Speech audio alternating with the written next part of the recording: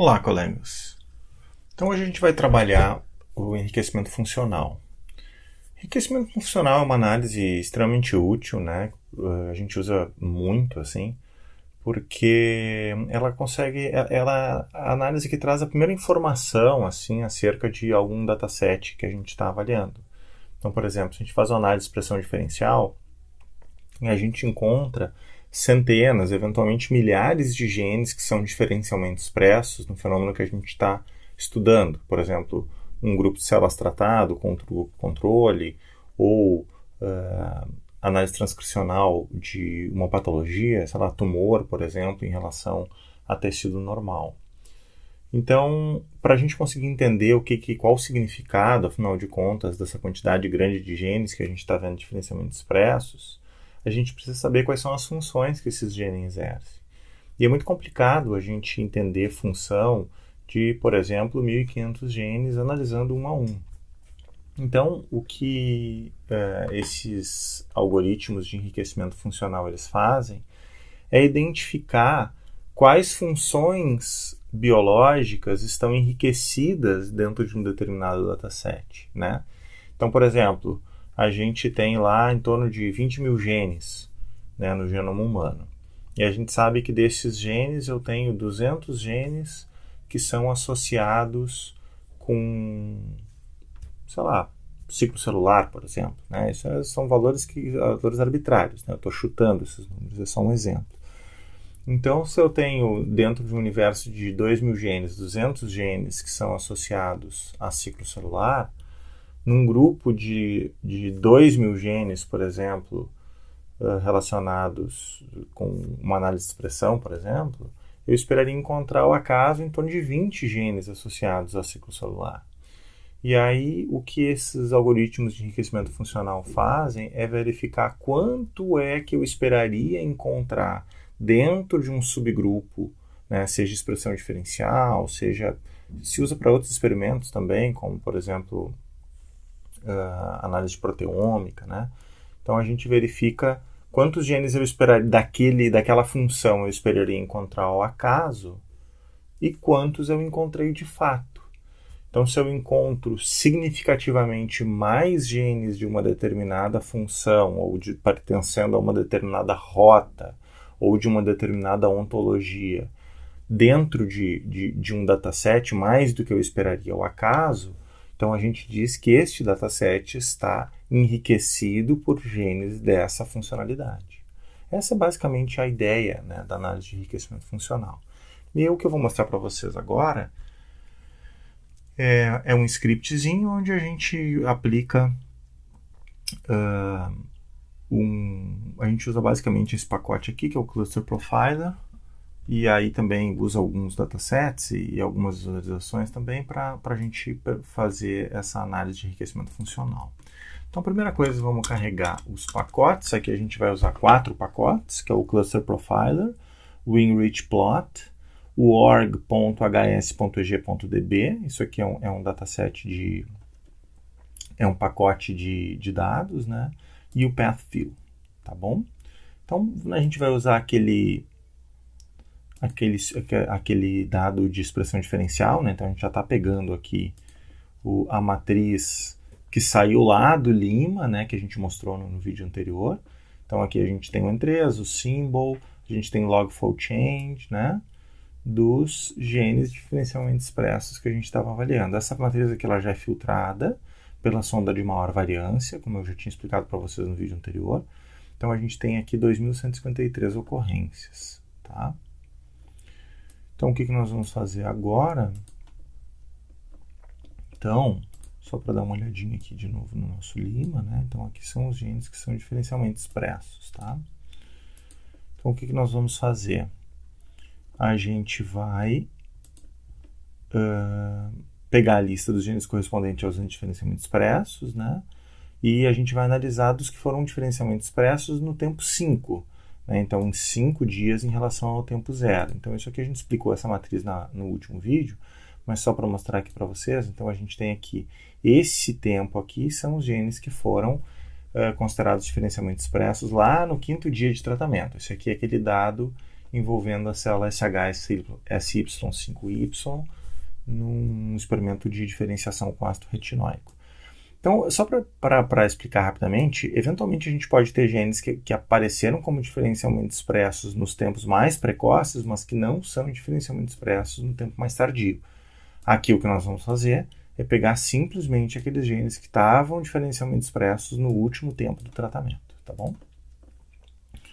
Então tá, a gente aqui pegou os genes, agora a gente vai coletar o log fold change desses genes também, né? Separar aqui num vetor. Tá? E aqui são os nomes desses genes. Então agora aqui a gente vai utilizar a função enrichGo, que é para fazer o enriquecimento funcional propriamente dito. E aqui o Go é de Gene Ontology, então a gente está fazendo enriquecimento com Gene Ontology, que é um dos repositórios mais comumente utilizados para fazer análise de enriquecimento funcional. Então aqui, colegas, o que a gente passa, né, para essa função? Então a gente diz quais são os genes, e aqui a gente vai usar esse genes EG, que a gente construiu aqui em cima, né, que é os genes que a gente está passando. Então vejam só, aqui ó, a gente está usando a coluna D' em 3. Então, a gente está pegando essa coluna. Então, o identificador que nós estamos passando para a função é o N3. Então, a gente utilizou esse identificador, que é o N3. O pacote de anotação que a gente está usando é o org.hs.g.db, que a gente carregou lá em cima. E aqui é o keytype. O keytype, colegas, é qual identificador está sendo usado. No caso aqui, a gente está usando o N3, então a gente tem que dizer que o keytype é o N3ID, certo? A gente passa também qual é o valor, o cutoff estatístico que a gente está interessado. No caso aqui, a gente passa o Q-value. O Q-value, colegas, ele é o p-valor ajustado. Então, a gente tem o p-value e quando a gente faz múltiplas análises, isso a gente já falou em alguns outros vídeos, né? Quando a gente faz múltiplas análises, a gente sempre precisa fazer a correção de P. E aí, esse valor a gente chama de Q. Então, é o valor Q. Então, aqui o que a gente está fazendo é justamente o P ajustado de 0,05, que também é chamado de Key Value. Tá? E o método de ajuste de P que a gente está usando é o BH, que é o mesmo FDR. Então, ele já rodou aqui. Então, a gente já conseguiu rodar e já temos a nossa análise funcional. Bem simples de fazer, tá? E essa função aqui na linha 36, o que a gente pega são os resultados propriamente dito, né? Então, a gente pega os termos do enriquecimento, que é esse enrich terms. Então, tá aqui, ó. Aqui são os termos, né? Então, a gente está aqui a ontologia biological process. No caso aqui, colegas, quando a gente buscou a ontologia, ó, a gente colocou ontologias all, todas as ontologias. O Gene Ontology ele tem 3 tipos de ontologia. Molecular Function, que é a função molecular exercida pela proteína codificada por aquele determinado gene, né? Então, por exemplo, ela é uma quinase, ela é uma fosfatase, ela é uma desidrogenase, né? A gente tem a Cellular Component, que é qual componente celular ela faz parte. Ela é de mitocôndria, ela é nuclear, ela é citosólica, ela é de membrana, né? E a gente tem o Biological Process. O Biological Process é o que a gente mais usa, porque é o processo biológico que aquele gene está envolvido, né? Então, quando a gente quer fazer enriquecimento funcional para saber quais são os sistemas que estão sendo alterados, a gente usa o Biological Process. Então, vamos dar uma olhada aqui no nosso Enrich Terms, né? Lembrando, então, ó, tá aqui, Enrich Terms. Aí a gente tem aqui Biological Process, mais lá para baixo a gente vai ter Cellular Component, em algum lugar. Deixa eu baixar mais aqui, Biological Process ainda. Tá aqui, Cellular Component. E lá, mais no final, a gente tem Molecular Function também, tá bom? Então tá aqui, ó. Aí aqui tá o identificador do termo do Gene Ontology. A gente tá a descrição. Então, DNA Replication, aí a gente depois tem Chromosome Segregation, Organelle Fission, Nuclear Division e vários outros termos, né? Então, aqui a gente tem a razão. Então, por exemplo, a gente encontrou 100 genes de 1740 associados, né? Aí o p-valor disso aqui é menos 35, o p ajustado é menos 31, então é muito significativo aqui realmente. Tá? E aqui são os GIN IDs de todo mundo que tem naquela função. Tá bom? Então vamos seguir adiante aqui. Bem, de novo, colegas, como eu falei para vocês, aqui a gente está usando o N3. Nesse dado do Lima, nós temos tanto o N3 quanto o symbol. Entretanto, a gente pode ter um dataset que não tem nenhum desses dois identificadores. Então a gente pode utilizar aqui essa função keytypes, que é uma função do pacote de anotação, que ela vai te dizer exatamente todos os identificadores que ele permite. Então aqui estão vários deles, tá? Tem ensemble, tem próprio de ontology, tem refsec, tem symbol e uniprot, né? E vários outros. Então a gente pode escolher qualquer um, a gente pode utilizar qualquer um dentre esses aqui. No caso a gente usou o N3, que é o primeiro lá do nosso data frame. Tá? Agora o que a gente vai fazer? A gente vai filtrar esse nosso dado apenas pela ontologia, onde a gente tem rich terms ontology, né, que é essa coluna aqui, né, simplesmente as linhas onde tem biological process, que é o que a gente está interessado. Então, a gente diminuiu aqui o nosso dataset. E agora a gente vai fazer algumas plotagens. O primeiro é um bar plot, tá? Então tá aqui, ó. O que a gente consegue ver? Olha só. Aqui é o P ajustado, né? E aqui são os principais termos que foram enriquecidos. Então a gente vê que o nosso dataset está muito envolvido com replicação e reparo de DNA. Tá bom? Então agora aqui tem um outro que é o dot plot, que é um outro tipo de visualização, que também pode ser interessante, ó, onde a gente coloca aqui a razão dos genes, aqui é a contagem e aqui é o p-valor. Né? Então a gente vê aqui organelle fission, nuclear division, tá? Então todos os que foram significativos eles vão aparecer aqui. Outro tipo de visualização que a gente tem aqui é esse gráfico, deixa eu dar o zoom aqui para vocês, ele está pensando ainda, que é o knetplot. Esse knetplot ele é um tipo de visualização onde os genes são associados em uma rede, principalmente pela similaridade que há entre eles. Aqui, só um pouquinho, deixa eu dar o zoom aqui de novo. Ele pesa um pouquinho, então ele não está conseguindo abrir aqui. Deixa eu aguardar um pouquinho para ver se ele vai funcionar.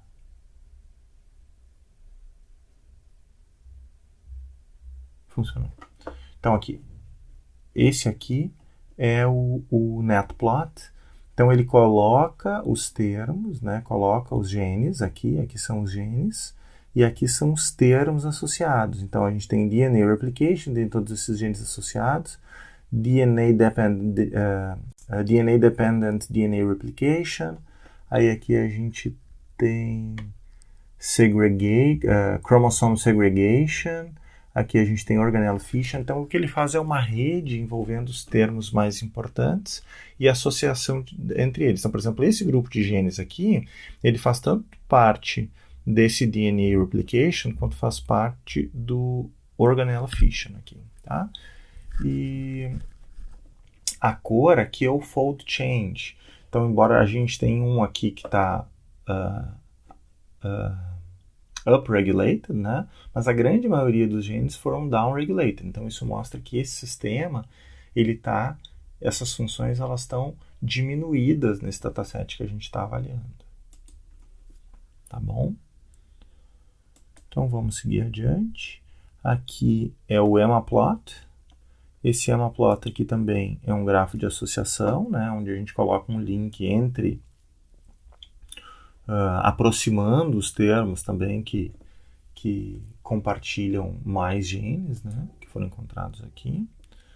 Então são diversas visualizações, dependendo do tipo de abordagem que a gente quer fazer, que a gente quer usar. Tem outras também, a gente colocou só essas 4 aqui, mas já dá para a gente ter uma boa ideia de como utilizar essa informação. Outro banco que a gente usa também bastante para fazer enriquecimento funcional é o KEGG. O KEGG ele tem uma estrutura bastante diferente do de ontology, mas ele também organiza a informação de funcionalidade de genes, mas mais associados a rotas específicas, né? Então ele diz quais rotas esses genes são associados. Então aqui a gente vai fazer o Enrich KEGG. O que a gente passa? A gente passa quem são os genes, que é aquela mesma informação lá em cima, qual o organismo, né? Porque o KEGG ele tem mapas metabólicos para milhares de organismos, o Key-type, que aqui é o NCBI Gene ID, o método de ajuste de P, que é o mesmo, o BH, né, que é o FDR, e o Q-value, que a gente está usando também o mesmo 005. Então aqui da mesma forma a gente pega os valores e faz o plot também. Esse plot aqui, colegas, é um plot aonde o pacote ele baixa um XML, ele baixa o XML do KEGG, e aí ele salva, ó, aqui ele colocou que foi o download, ele faz o download do XML, que é a rota 3030, que é uma das rotas que a gente utilizou aqui para fazer o enriquecimento, né? E aí ele salva isso no nosso diretório de trabalho. Então tá aqui, ó, ele cria um PNG, uma figura, onde mostra, ele baixa lá do KEGG a rota especificamente. Aqui ele tem os genes que fazem parte dessa rota e ele colore esse box dos genes de acordo com o log-fold change. Então a gente pode ver que os genes que tiveram essa expressão que estavam aqui são esses coloridos e eles todos foram down-regulated. Claro, da mesma forma que a gente havia mostrado na figura anterior. Entretanto, lá era com o Gene Ontology e aqui é com o KEGG. Tá bom? Muito obrigado, então. Até a próxima.